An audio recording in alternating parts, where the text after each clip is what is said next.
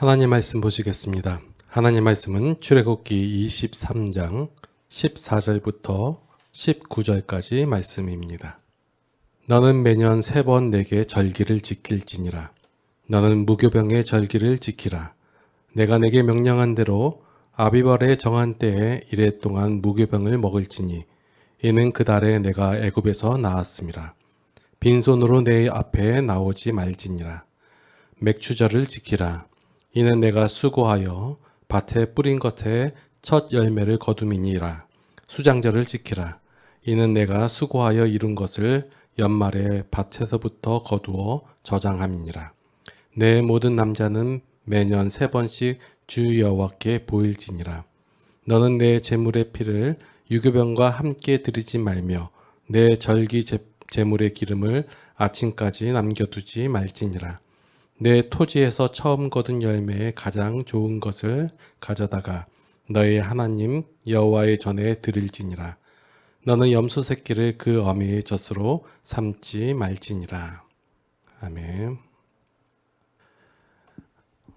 우리가 계속해서 하나님의 율법, 하나님의 법규에 대해서 살펴보고 있습니다.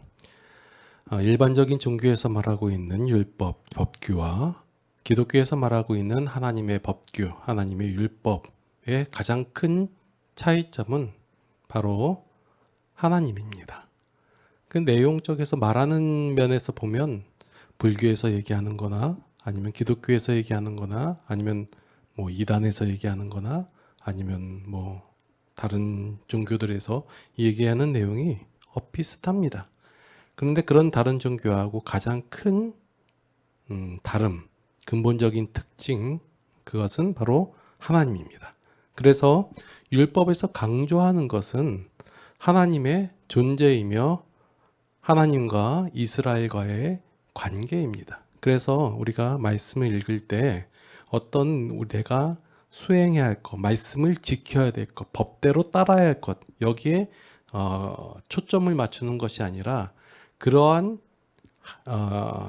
법규를 지킬 수 있는 위치에 있는 그 하나님과 우리와의 관계, 그리고 그 하나님에 대해서 우리가 초점을 맞춰야 한다는 것입니다. 그런데 그 많은 기독교인들이 그 하나님의 법을 근거로 해서 그 하나님과 우리와의 관계를 강조하기보다는 그 말씀대로 그 법규대로 지켰냐 안 지켰냐, 그래서 못 지킨 사람들에게 정죄를 하는데 열중을 합니다. 세상 사람들은 법에 근거해 가지고 정죄를 하고 죄인이라고 하는 것이고, 기독교인들은 하나님의 율법에 근거해서 죄인이다 얘기하는 거예요. 근데 세상 사람들까지도 우리가 알고 있는 하나님의 율법을 근거로 해가지고 죄인이다 얘기하니까 세상 사람들은 당연히 거부감 반응을 일으키죠. 내가 왜 죄인이냐? 난 법대로 잘 지키고 살고 있는데, 나는 법 없이도 살만한 사람인데 왜 당신들은 우리 보고 죄인이라고 하냐? 그러니까 당연히 거부 반응을 일으키는 거예요. 그런데 그것을 또 이제 우리 가운데, 그러니까 교회 안에서도 당신이 이렇게 잘못하지 않았냐? 하나님의 말씀이 이렇게 돼 있는데 그걸 왜 지키지 않았는가 하면서 어떤 걸 지켜야 되느냐 하면서 그 범위를 정함에 있어서 또 다툼이 일어나고 옳고 그름의 싸움이 일어난다는 거예요. 그러니까 이 옳고 그름의 싸움 속에서 또 어떤 사람들은 세상의 법을 끌어다가 교회 안에서 또 적용시켜 가지고 법대로 한자, 이렇게 하는 기독교인들이 있다 해요. 그럼 무엇이 옳으냐 그르냐, 그 옳고 그름을 따지기 이전에 우리가 먼저 하나님에 대해서 알고, 하나님께서 왜 이러한 법규를 우리에게 주셨고 우리와 하나님과의 관계가 어떻게 되는지를 먼저 살펴봐야 한다는 거예요. 그래서 기독교는 하나님의 성품에 근거를 해서 그 인간이 죄인이 됨으로 말미암아 일어난 그 왜곡된 성품을 이제 회복시키고자 노력을 하는 것이 이 기독교지, 그냥 왜곡된 상태에 있는 것을 정죄하거나 아니면 너 틀렸다, 맞다, 다르다 이것을 판별하는 종교는 아니다래요.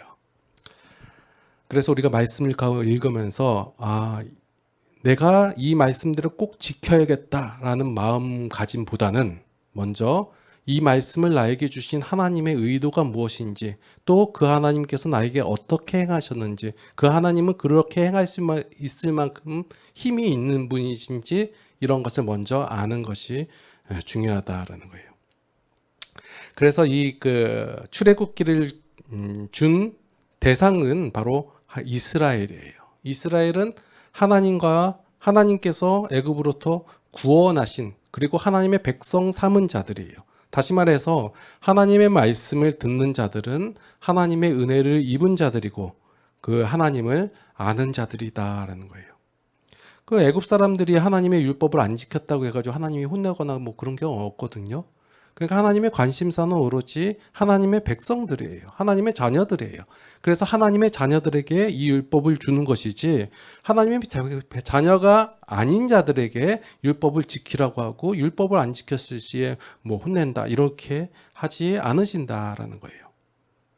만약에 하나님의 백성이 아니라면 하나님의 법은 그들과는 아무런 상관이 없다라는 거예요. 그래서 하나님의 율법, 하나님의 법은 하나님의 백성을 위한 법이에요. 그러면 이 말씀들이 나를 위한 법이구나. 왜 이렇게 말씀하셨는가를 살펴볼 때 이 말씀을 하신 그 근본적인 목적, 이유는 바로 나를 위한 것이구나라고 이해를 하고 말씀을 읽어가야 할 것입니다. 자, 우리가 이제 옳고 그름에 많이 빠져 있는 경우가 있어요. 정죄함 그런 거요. 그런 교회 안에서 이런 교회는 더 세상보다 더 심하잖아요. 그렇죠? 뭔가 잘못하면 잘해도 혼나는 데가 바로 교회예요. 왜냐하면 뭐 헌금을 바치는데 뭐 얼마큼 했냐 안 했냐 이거 가지고 따지기도 하고, 주일 성수를 어떻게 했냐, 뭐 어떤 자세를 가졌냐 이런 거 가지고 따지고, 오히려 세상보다 훨씬 더 뭐라고 해야 되나, 정밀한 잣대를 가지고 따지는 게 교회예요. 그래서 이게 옳으냐 그르냐 얘기를 한단 말이에요. 그런데 세상의 논리대로 이렇게 행동해야 하는 말이 옳은 말이고 옳은 말이다 해서 사람들이 그렇게 행동을 하나요? 명분이 확실하고 근거가 확실하다고 해도 우리들은 그렇게 그 명분에 맞춰서, 근거에 맞춰서 행동하지 않아요. 못할 경우가 많이 있어요. 그래서 기독교인들이 분류가 되잖아요. 너 왜 그렇게 못해 얘기했을 때 나는 왜 이럴까라고 자책하는 부류가 있는가 하면, 너도 못하잖아 하면서 삿대질하는 부류가 있고. 그래서 하나님께서 말씀하시는데 그 말씀대로 행하지 못하는 우리의 모습을 보면서 힘들어하고 어려워하고 그러는 성도들이 많이 있단 말이에요. 그럼 하나님께서는 어떤 마음으로 우리에게 주시고 과연 어떤 생각을 가지고 이 말씀들을 우리에게 주셨는지를 우리가 파악할 필요가 있다라는 거예요. 먼저 우리가 기억해야 할 사실은 우리는 죄인이다라는 사실이에요. 하나님께서 우리를 구원하셨긴 하지만 은혜를 입고는 있지만 여전히 죄를 선호하고 죄가 익숙하고 죄를 추구하는 마음이 우리 가운데 있다 해요. 그래서 이것을 기억을 해야 되는 거예요. 그리고 우리에게 하나님께서 주시는 것은, 그 하나님께서 주시는 것이 하나님의 법에 근거로 하지 않고 하나님의 마음과 성품에 근거를 한다고 제가 계속해서 말씀을 드리는 거예요. 그래서 기독교는 우리가 옳고 그름으로 따지는 것이 아니라 하나님의 마음과 성품이 있는 자가 그 하나님의 마음과 성품을 가지고 그 기준을 가지고 대해야지 비로소 기독교가 기독교 된다라는 거예요. 그래서 우리가 이 말씀과 생활 속에서 이게 바라봤을 때 우리의 생활이 만약에 안 됐을 때는 우리가 자책하거나 힘들어하는 것이 아니라 우리를 그렇게 하나님의 수준과 성품에까지 이르게 하겠다는 하나님의 선언하심을 다시 한번 살펴봄으로 말미암아 먼저 위로와 기대를 갖게 되는 것이고, 그리고 하나님의 일하심의 결과로 여러분이 되어져 갔을 때 우리에게 나오는 것이 감사와 기도와 찬양밖에 없다라는 거예요. 그런데 우리의 심령이, 우리의 마음이 아직까지 죄성이 있어서 우리는 뭘 하는 거예요? 넌 왜 이렇게 못했냐? 정죄하기 이름이고, 이것이 옳고 이것이 그른데 왜 그런 짓을 했냐라고 지적하는데 집중을 하고 만다는 거예요. 그래서 우리가 말씀을 읽어가면서 하나님께서 우리에게 주시는 말씀이 벌을 내시거나 정죄함이 아니라 하나님께서 우리를 그렇게 만들어 가시겠다는 그 선언의 말씀으로서 이해를 해 나가야 된다는 거예요. 자, 오늘 말씀에 보니까 자, 너희는 3번 내게 절기를 지키라 하면서 유월절을 지켜라, 맥주절을 지켜라, 그리고 수장절을 지켜라 이렇게 말씀을 하시고 계시는 거예요. 자, 아비벌의 유월절을 지켜라 이렇게 이 아비벌이 유대 달력으로 해가지고 1월이거든요. 자, 이 말씀을 우리에게 주신 이유는 이스라엘의 생명과 삶의 시작 그 근거가 하나님이었다는 사실을 너희는 기억하라는 거예요. 애굽에서 빠져나온 것이 너희의 실력과 너희의 능력과 아니면 너희의 어떤 그 지혜로서 된 것이 아니라 하나님께서 계획하시고 역사하시고 일하심의 결과로 말미암아 너희가 시작되었다라는 사실을 기억하라는 거예요. 그래서 6월절을 지킴으로 하나님께서 구원하셨지 이 사실을 보는 거예요. 그리고 맥추절이 뭐냐면 이제 보리를 추수할 때, 그러니까 첫 수확을 할 때예요. 자, 지금 광야에 있을 때는 하나님께서 그 만나를 주시고 메추라기를 주시고 물을 주시고 계속해서 공급해 주시니까 하나님께서 주신다는 사실을 인정할 수는 있어요. 그런데 가나안 땅에 들어가서 첫 수확을 하는 거예요. 고생을 하고 애를 썼다는 거예요. 그리고 나서 얻었으니까 사람들이 생각하기에 이것이 내가 수고하고 노력한 결과로 얻은 것이다 라고 생각을 한단 말이에요. 그럴 때 너희는 매추절을 지킴으로 말미암아 이것이 너희의 수고와 노력의 결과로 얻은 것이 아닌 하나님께서 주신 것을 인정하고 너희의 삶의 근거가 하나님이라는 것을 고백하라는 거예요. 이 신앙은 이 싸움이에요. 하나님 내가 했잖아요. 내가 노력했잖아요. 나의 수고로 됐는데 하나님 도와주신 거잖아요. 그래서 주체가 나예요. 그래서 내가 노력을 하는데 하나님 좀 도와주세요라는 개념으로 신앙생활을 하느냐 아니면 하나님께서 하시는 것에 내가 곁다리 아니면 옆에서 이것의 싸움이에요. 그런데 진짜 사람의 마음이 완악한 게 뭐냐면 무엇을 하더라도 내가 한 것처럼 여기고 내 노력의 결과라고 말하고 싶어 하지 하나님께서 하셨다라는 사실을 싫어하는 거예요. 그래서 사람들은 하나님을 싫어해요. 성도들도 기독교인들도 하나님을 싫어해요. 그 말이 뭐냐면 미워서 적대가 아니라 하나님께서 하셨다는 사실을 하나님께서 역사하시고 하나님께서 은혜 주셨다는 사실을 인정하기를 싫어하는 거예요. 이게 죄성이에요. 그래서 하나님께서는 계속해서 선언하시고 말씀하시잖아요. 너희가 첫 열매를 거뒀지만 그것이 너희의 수고와 노력처럼 된 것처럼 보이지만 그렇지 아니하고 하나님의 은혜로 하나님의 일하심으로 되었다라고 말씀하시고 그것을 우리가 바라봤을 때 맞습니다 하고 인정이 되면 하나님 앞에 첫 열매를 들고 나오는 거예요. 그리고 수장절을 지키라고 해요. 이 수장절은 뭐냐면 이제 그 가을에 다 걷어들이고 곡식창고에 들인 후에 드리는 게 이 수장절이거든요. 이 곡식을 저장한다는 것은 바로 내년을 대비하는 거예요. 내년에 먹을 것이 없으면 어떻게 해요? 저장하지 않으면 생명이 끝나는 거잖아요. 연장을 할 수가 없잖아요. 그래서 이 수장절을 지키라라는 것은 내가 미리 대비해서 내 생명을 연장하는 것이 아니라 하나님께서 나에게 매일의 삶을 주신다, 책임져 주신다, 그리고 나에게 그 삶을 허락하신다라는 그 믿음의 고백이 바로 수장절이라는 거예요. 그러니까 하나님께서 일하시고 하나님께서 나의 삶에 은혜를 더해 주신다라는 그 고백과 그 내용이 없으면 우리가 이 절기를 지킬 수 없다라는 거예요.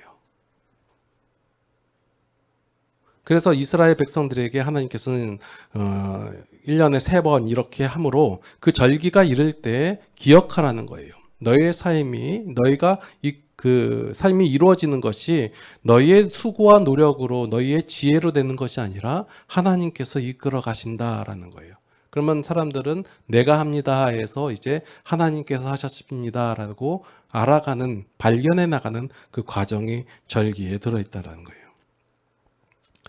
자, 그래서 제물을 드릴 때 유교병을 사용하지 말고 무교병을 사용하라는 말도 방금 말씀드린 이 절기의 내용과 같은 내용을 갖고 있어요.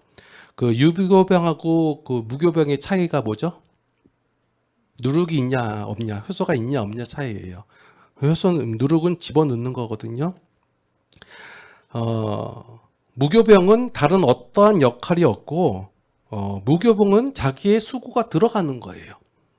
유교병이 자기의 수고가 포함된 것을 강조하기에 이 제사에 있어서는 유교병을 쓰는 것이 아니라 무교병을 쓰는 거예요. 나의 수고나 나의 어떠한 노력이 포함되지 않았음을 고백하는 것을 바로 무교병을 드림으로써 나타내는 거예요. 그래서 무교병을 드림으로 하나님께서 내가 나의 노력이 아닌 하나님의 수고하심으로 일하심으로 되어진 결과입니다라고 말씀드리는 게 표시하는 것이 무교병을 제사로 드리는 것이다라는 거예요. 이 싸움이 참 힘든 싸움이에요. 아무리 교회를 오래 다니고 신앙생활을 오래 했더라도 이 싸움에서 많이 넘어지는 거예요. 왜냐하면 인간의 마음속에 내가 했지 그래도, 또 주변 사람들도 그렇게 얘기하잖아요. 네가 이렇게 잘 된 거는 그래도 네가 노력했지, 어떤 수고나 방법을 얘기하거든요. 근데 이 되어진 당사자들은 이런 사건과 환경을 통해서 하나님께서 하셨습니다라는 고백이 나와야 된다는 거예요. 나올 수밖에 없게끔 된다는 거예요. 그것을 지금 말씀을 통하여 하나님께서 선언하고 계시는 것이고요. 그래서 여러분들이 삶을 살면서 그래서 그 절기 때마다 돌아보는 거예요. 여러분들이 그 헌금하는 이유 있잖아요. 헌금 많이 하면 하나님께서 천국에서 많이 갚아주시나요?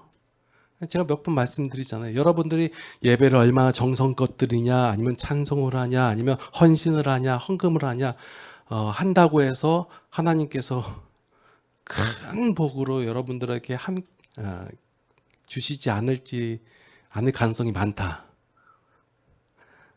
예. 여러분들이 받아야지만이 드릴 수 있는 거예요. 하나님께서 역사하심을 주셔야지만이 할 수 있는 거예요. 계속해서 이 말씀을 드릴게요. 자, 하나님의 말씀을 우리가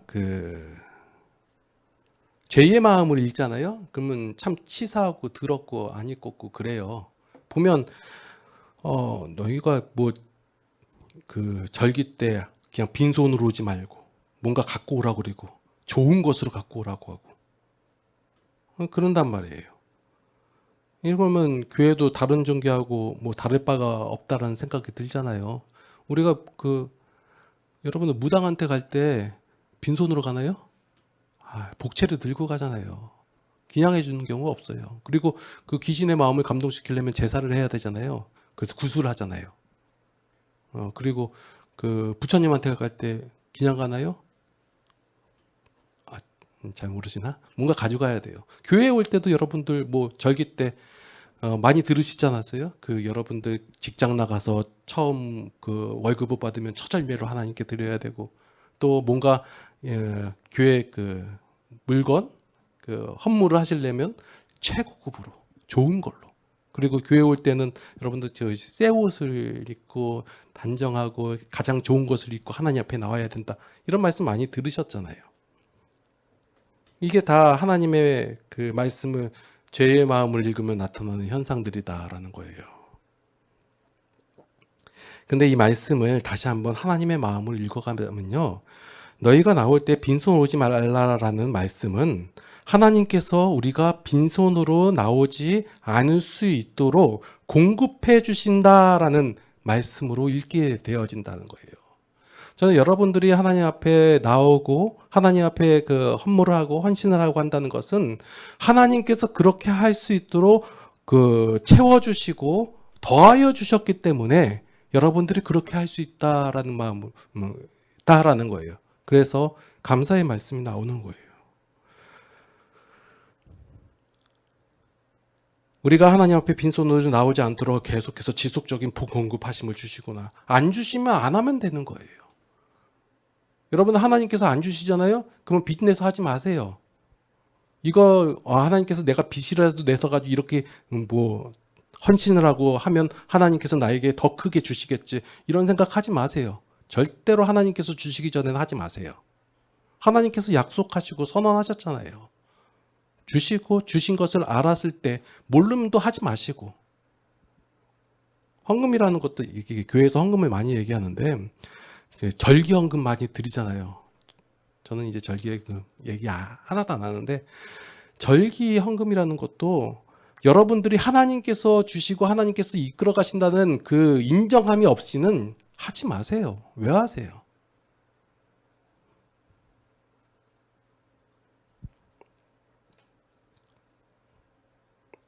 자, 오늘 18절 말씀해 보니까 처음 거둔 열매를 가장 좋은 곳으로 가져다가 드릴지니라고 돼 있어요. 가장 좋은 결과물은 그 결과물이 나오기까지 가장 큰 공헌을 한 사람에게 주는 것이 당연해요. 그래서 그 좋은 것을 갖고 왔다는 것은 내가 이 결과물이 나오기까지 나의 수고나 나의 열심보다는 하나님께서 가장 큰 역할을 하셨다라는 것을 인정하는 행위라는 거예요. 그래서 이것을 얘기하는 거죠. 하나님께서 좋은 거 받아가지고 뭐에 쓰시게요? 그거 다 사람들이 먹잖아요. 그 교회 갖다 놓으면 모두 다 누가 먹어요? 목사가 먹나요? 그러잖아요. 하나님 안 드세요. 표시하라는 거예요. 너희 인정하라는 거예요. 하나님 거기에 만족하신다라는 거예요.